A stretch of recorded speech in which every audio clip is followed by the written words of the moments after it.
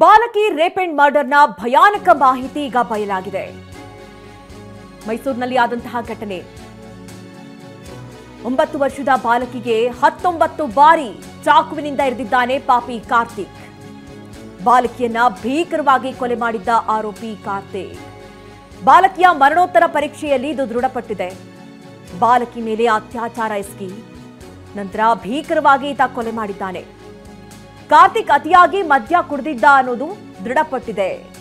ಆರೋಪಿ ಮದ್ಯ ಕುಡಿದಿದ್ದು ವೈದ್ಯಕೀಯ ಪರೀಕ್ಷೆಯಲ್ಲಿ ದೃಢವಾಗಿದೆ. ಮರಣೋತ್ತರ ಪರೀಕ್ಷೆ ಬಗ್ಗೆ ಟಿವಿ9ಗೆ ಮೂಲಗಳು ಮಾಹಿತಿಯನ್ನು ಕೊಟ್ಟಿವೆ.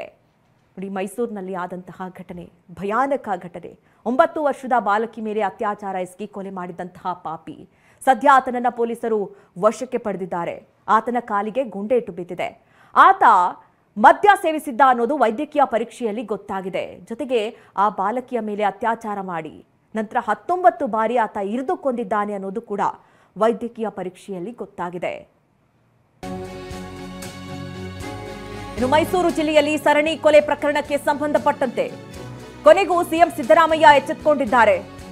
ಮೈಸೂರಿನಲ್ಲಿವತ್ತು ಹಿರಿಯ ಅಧಿಕಾರಿಗಳ ಜೊತೆ ಸಭೆ ನಡೆಸೋದಕ್ಕೆ ಮುಂದಾಗಿದ್ದಾರೆ ಸಿಎಂ. ಸಂಜೆ 7:25ಕ್ಕೆ ಮೈಸೂರಿಗೆ ಆಗಮಿಸುತ್ತಾರೆ ಸಿಎಂ ಸಿದ್ದರಾಮಯ್ಯ.